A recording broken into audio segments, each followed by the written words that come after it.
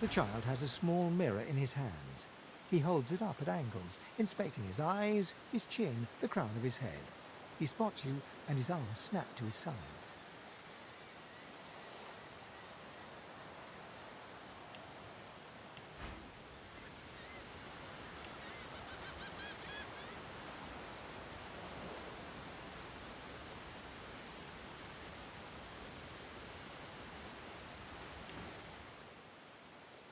I'm not supposed to talk to elves. Well, elves eat people and their pets.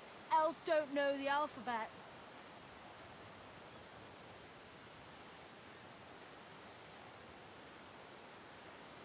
The child's eyes grow wide. People ask you to eat them? Really? Neat. Are you a sorcerer? One of those guys that brings the bad void things here?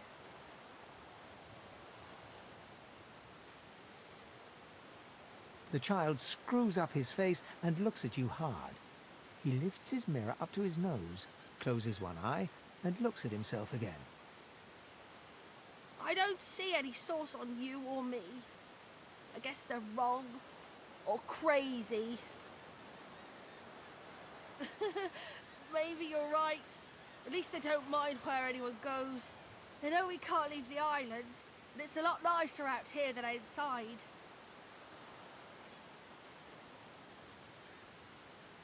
They're gone now. Their magisters took them already.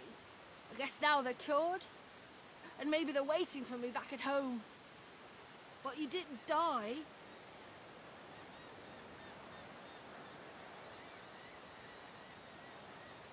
Guess I am, but it's just normal to be scared. Nowhere isn't scary. There isn't anywhere safer. That's what I mean. You'll see.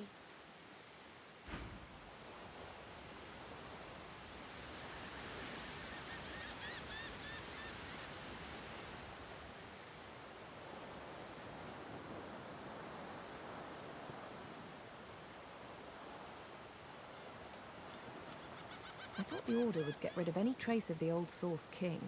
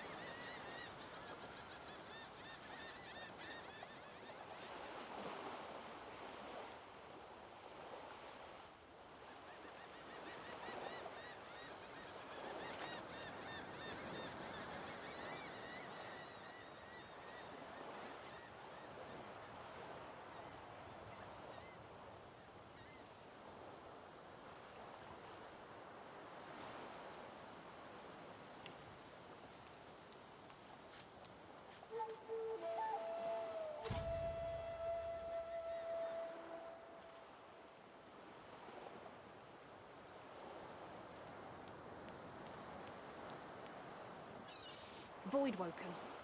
Those are the same beasts that sank our ship. Damn, they made it to shore.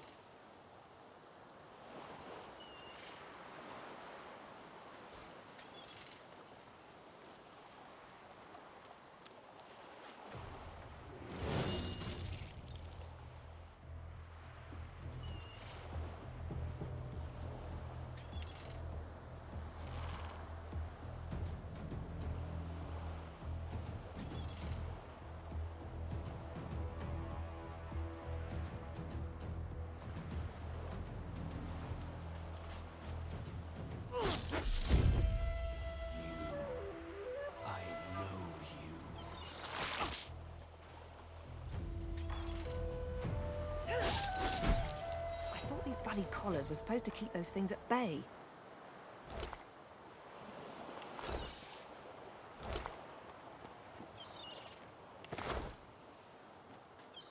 Drowned and eaten by a void woken. I wonder in which order.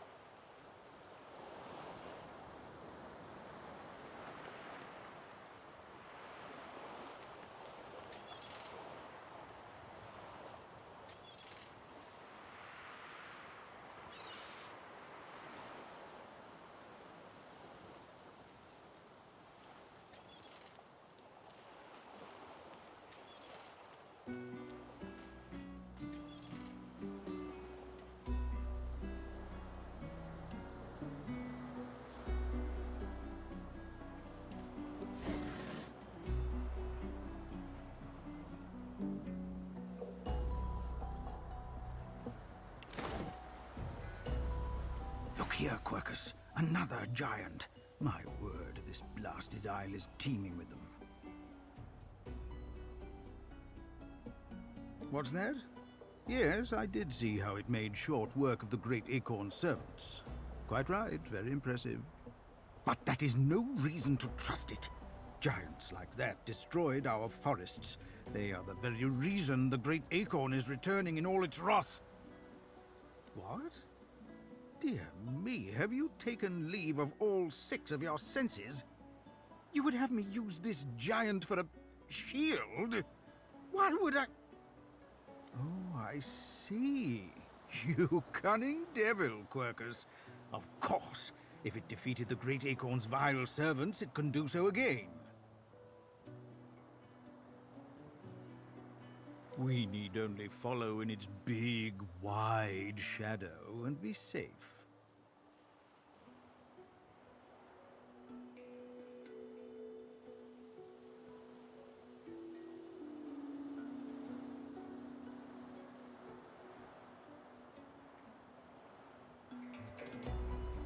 Egad!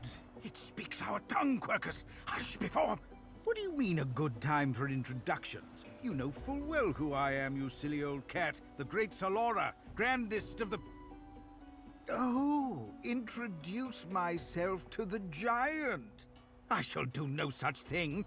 You give away your trust too easily, my dear steed. No, we will have the giant march. In time, we'll see whether it deserves our confidence. Now, onwards! Shield! Venture forth, post-haste. The great acorn waits for no one.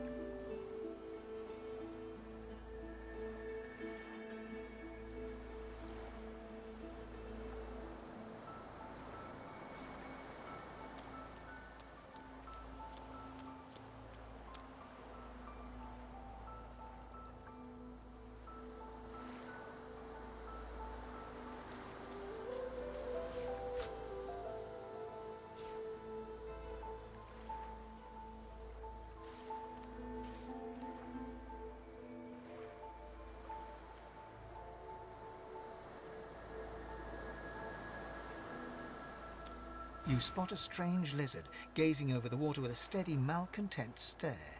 His skin is of a bright, blood-red colour. Could he be... Yes, you recognize him from the ship. It would seem you're not the only one who survived the tentacles of the deep.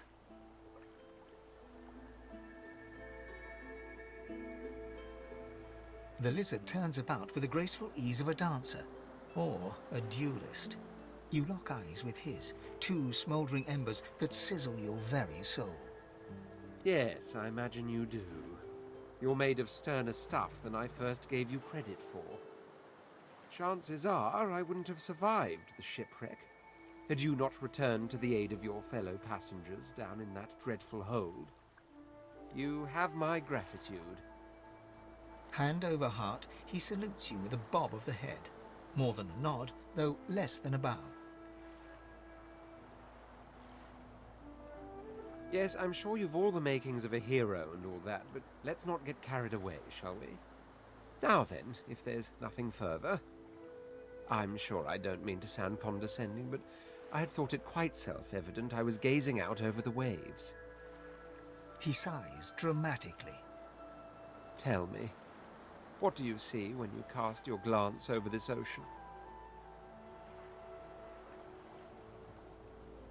Touché. He looks out over the water once more, and so do you. A few tranquil moments pass as the waves lap against your thoughts. As for myself, when I consider this vast expanse before us, I see an empire. I see continents dotted with mighty cities. And shimmering along the soft curve of the sea's horizon, I picture the palaces that formed my paradise. Lost. What do you mean, what do I mean? I mean just what I say. I had a very actual empire that I lost. Suddenly, having all the air of being deeply offended, he stares at you with utter incredulity. Well, don't just stand there gawking like an ape at an abacus. Or do you really mean to tell me you don't know who I am?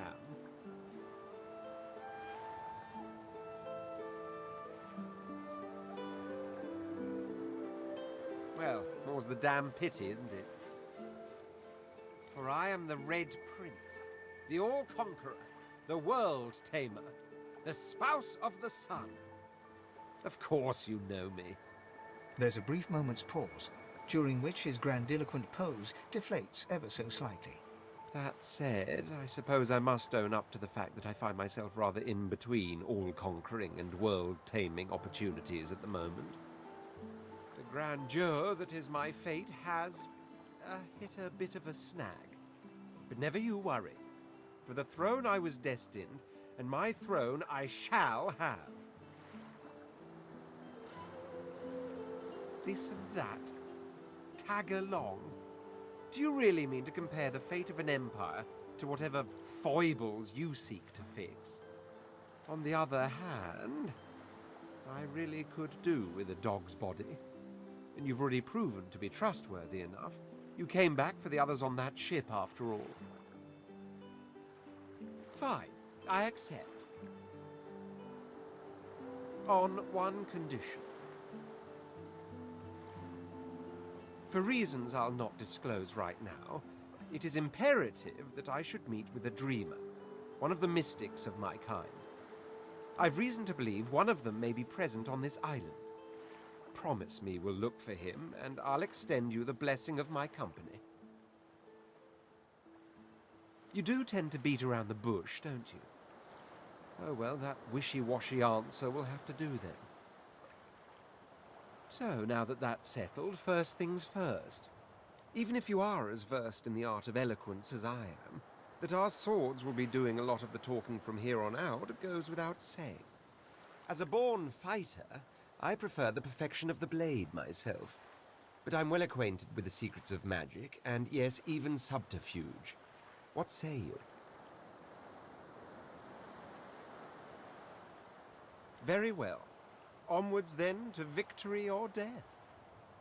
The Red Prince nods and gives you a smile that wavers ever so delicately between courtesy and contempt.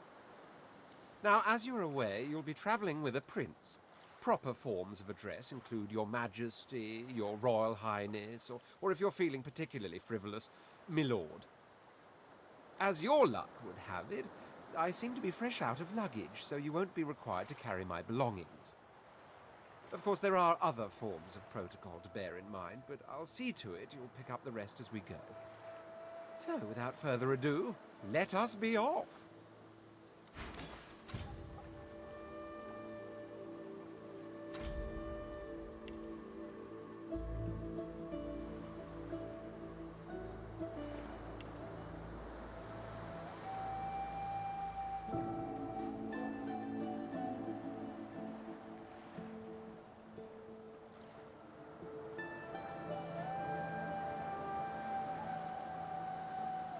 Oh, how pensively our shield looks down upon us. Dear me! It has questions, Quercus. Why, yes, I suppose answering them is the polite thing to do. Speak, shield! What are your queries? A giant body, but no giant brain, eh, Quercus? Surely even the tall folk know that Rivellon was bare before the great acorn fell from above and seeded the Urwood, covering this land in beautiful, perfect forests. Beautiful and perfect until the giant races, no offense, realized they could use it to build their houses and fuel their fires. They carved the Urwood up, and the forests shrank and shrank. None of the original wood remains.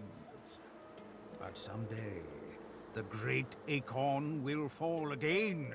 The forests will be reborn, and the giant races will be wiped from this world. At least that's what I hear. Oh, Quercus, it wants answers. As if it is the first creature to ponder the big questions of the universe. What tree did the great acorn fall from? Where did that tree come from, if not a greater acorn? Could you build a nest great enough to store the great acorn for the winter? Some questions have no answers, Quercus. Why is that so difficult to understand? The great acorn will come. It will destroy the world, and squirrels will reign supreme forever. I fail to see what's so difficult to grasp. What do you say, Quercus? We once believed it was good, but now... No, quite right. As terrible as the giants have been to us, we do not want to see them wiped out. Rather, we must find a way to live together in peace, giant and squirrel.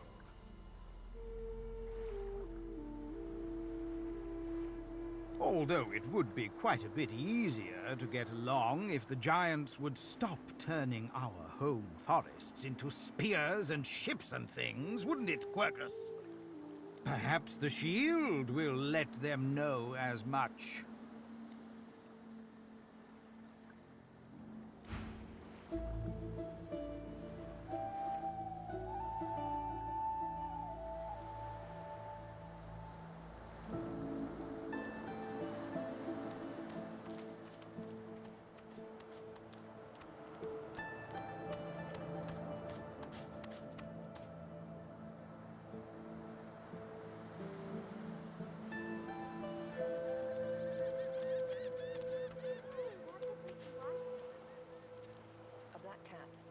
Some would see this as an omen.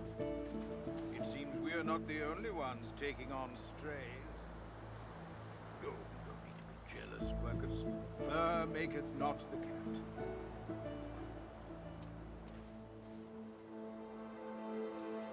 Now where should I put this one?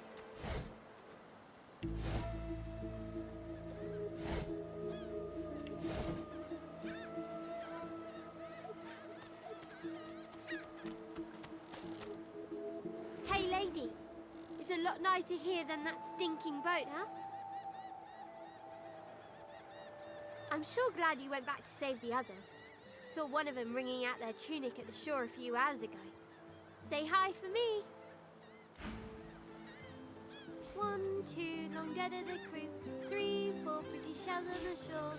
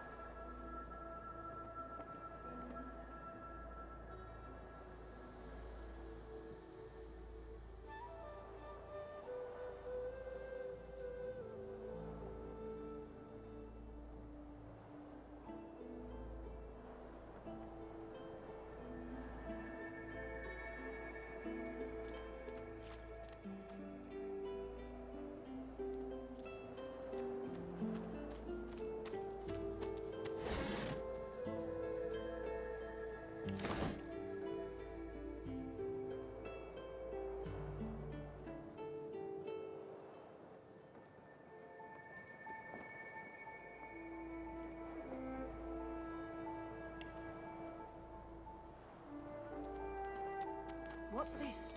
I found something.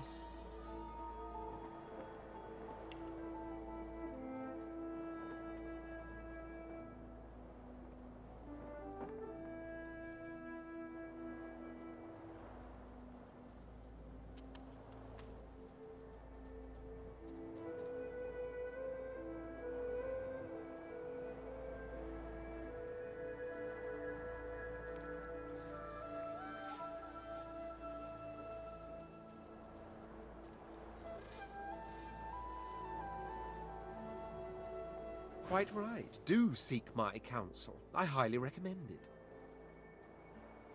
As am I. A prince should die of old age or on the battlefield. Anything else could be construed as weakness of character. That said, I've the distinct feeling I wasn't meant to die today, for despite your heroics, I was still cast into the water. I sank. I drowned. But there was something in the water. A voice made of air that soothed my flooding lungs. There was sudden light, warmth, life.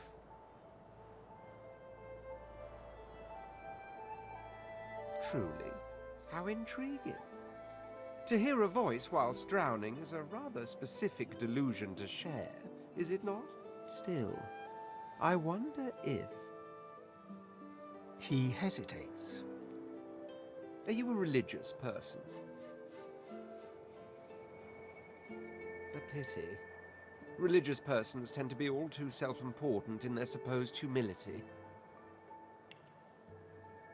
As for myself, I perform the ancient rites of prayer and ceremony with a kind of languid indulgence. After all, when one is revered by many as a living god oneself, public deprecation would be needlessly self-important as well, wouldn't you say?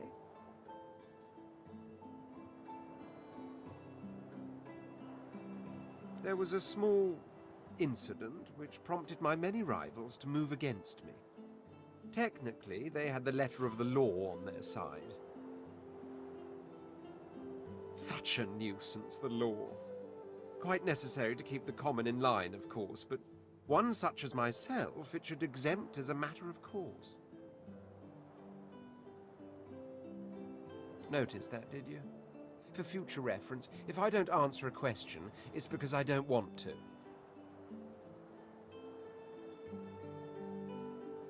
I hardly know you as yet. Let's leave some mystery in the relationship, shall we? We can exchange criminal records later. There isn't much to say, but for the fact that I simply must. It's the portent of it all. I can feel it. The revelation will be world-changing. I just know it.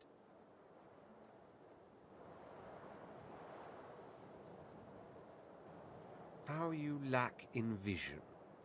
By the time I'm done, I will have real castles in the sky. As certain as the sun, such is my conviction. I will be, then grow beyond being. I intend to rule an empire one day, not a tiny outcropping in the sea, lording over gulls and guppy fish. To that end, I suggest we focus on the obvious. A farewell to Fort Joy and a hello to the mainland. Of course, I'd much appreciate it if we managed to find a dreamer first.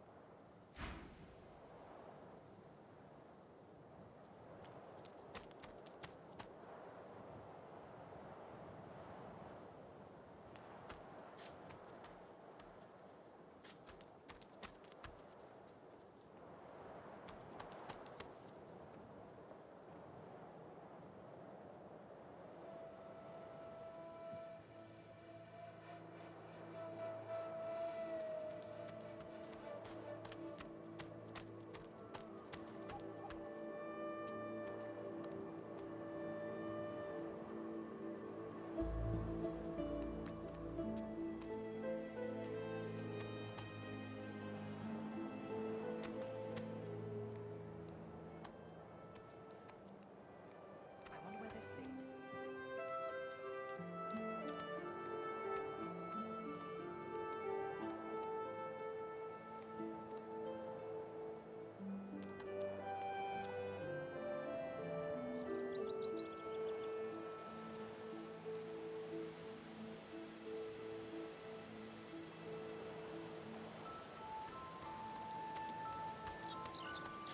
As the alcove opens up, you see the same skeleton that you met on the boat before it sank.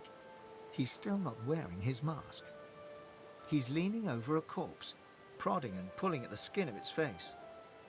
Bugger. How on earth am I supposed to... Oh. Perhaps... Skeletal fingers reach down and grip the skin of the dead man's face, pulling sharply upwards. After a few more tugs at the man's cheeks, the skeleton relents, letting the head drop to the ground with a damp thud. Damnation. That's stuck fast. I wonder, does the beard act as some form of anchor? Ah! No! Stay back! Don't... Oh, it's you. I must admit I'm surprised. Perhaps you're more buoyant than I suspected.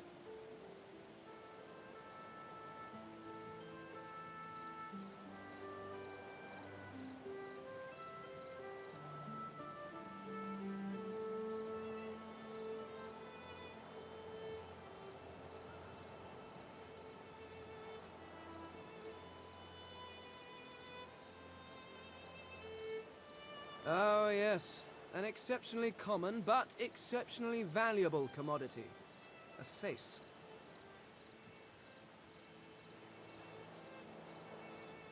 A face that seems rather stubbornly attached to his skull.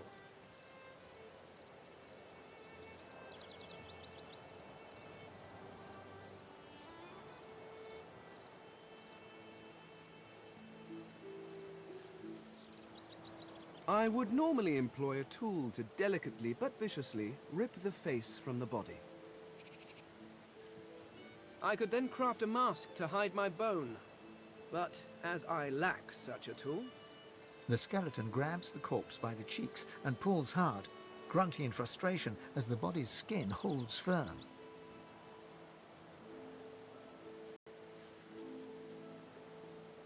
Oh, don't be ridiculous. I have important things to do on Reaper's Coast. I cannot simply sit about waiting for the rest of you to die so I may continue my business in peace. No, I may be an eternal, but my patience has its limits. Indeed, I may be the only eternal. My people seem rather absent. At least from this realm. As for the others, well... There is an excavation site at the Black Pit's oil fields. Perhaps there I'll find my answers.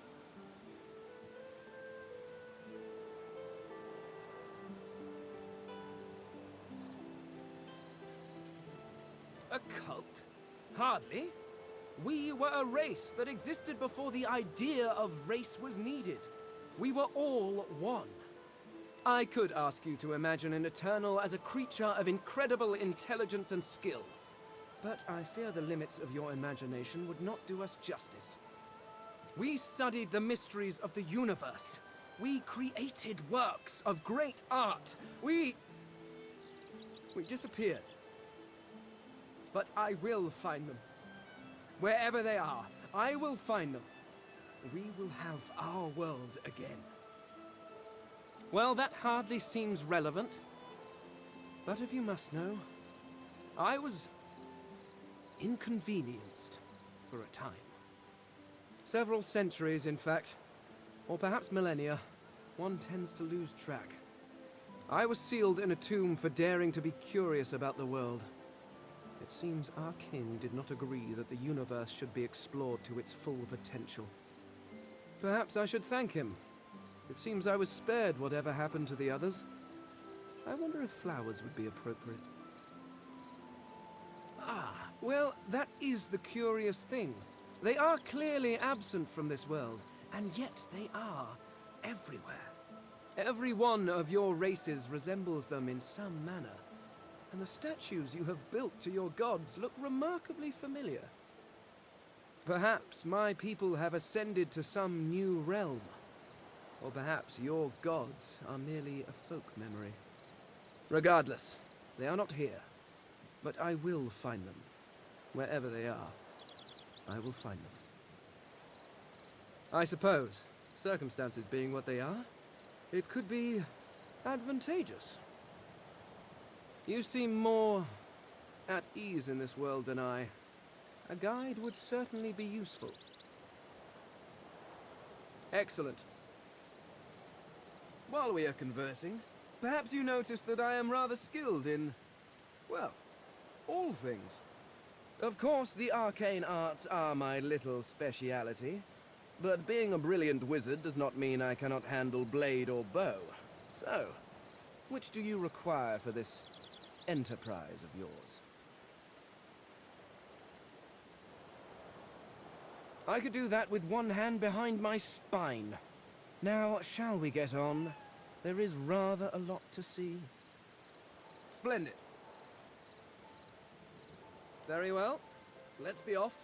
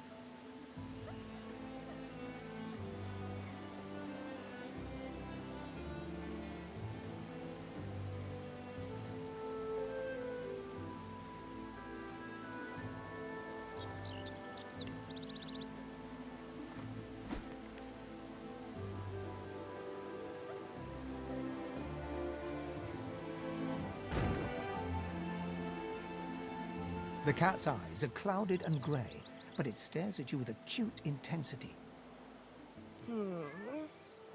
What? How did I get... Hey, stop following me. What? No, that can't be. I can't... Hey, stop following me. Huh? Yeah, fine. I'm fine. I'm not sure. It's all a little foggy. The cat opens his mouth as if to speak, but his eyes lose focus, and with a jerk he turns away from you.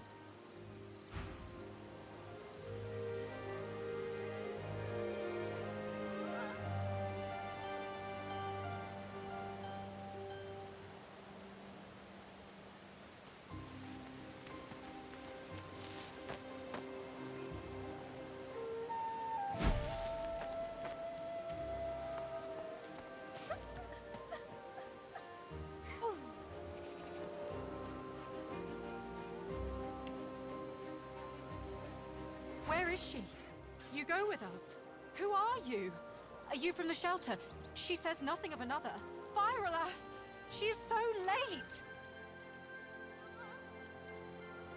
Never mind. It is not your concern. You leave. But... She leans forward. Her eyes are wet with fear as she takes your hand. Please, do not lead anyone here.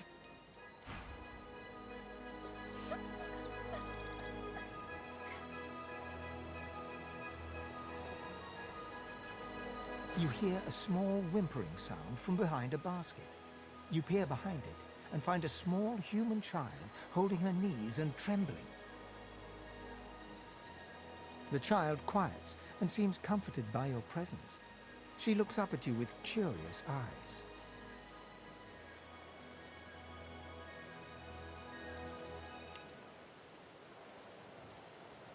There are monsters here. Lizard ones and real ones. It's really scary. And I miss my ma and pa. Master was a lizard. She sent us here. Me, ma and pa. She was not a nice lady. Lizards aren't nice ladies. It's their fault I'll never see ma and pa again.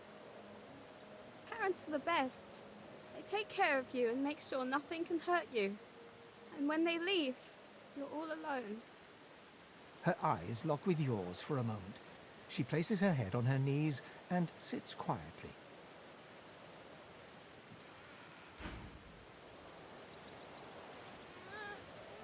Mama?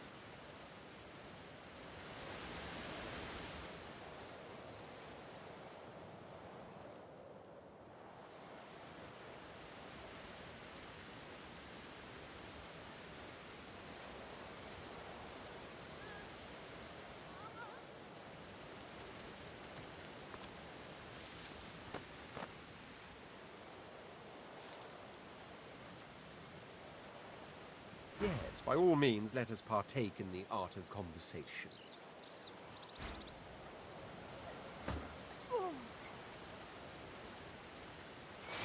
This place is no haven for innocence. Farewell, my furry friend.